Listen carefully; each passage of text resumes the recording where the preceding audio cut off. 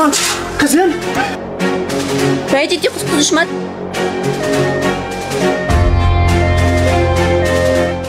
Dördüncü kısım. Ecel girdabıdan qaytish. Ana varasakam kaçtı. Varisiga aramtamaq yangi ishlarga o'xshamamdi u.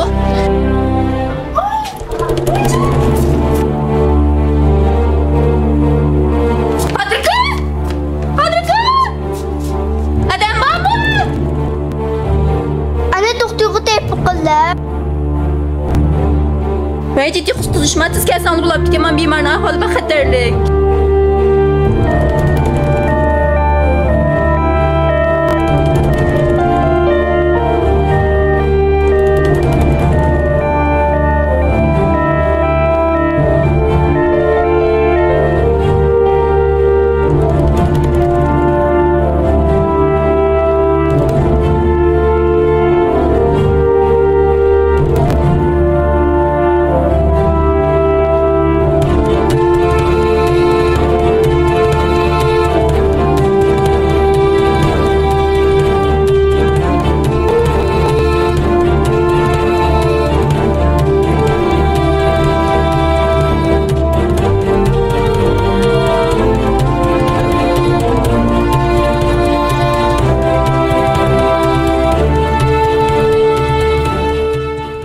Siz bimarının nimesi bulsiz?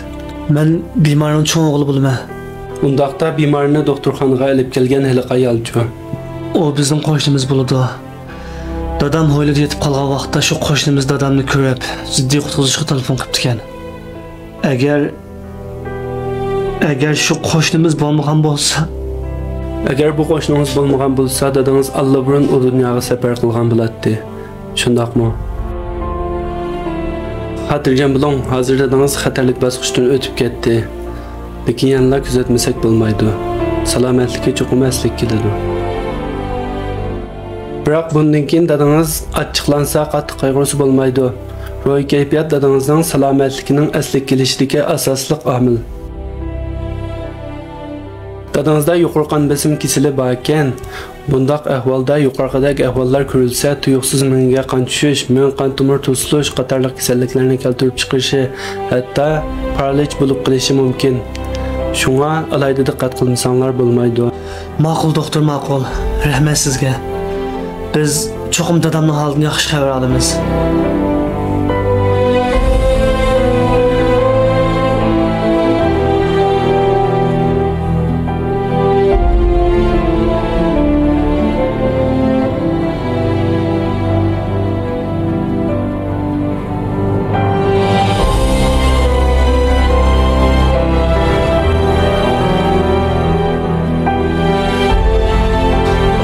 Dada.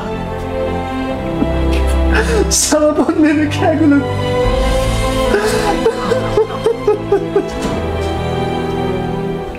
Canım dada.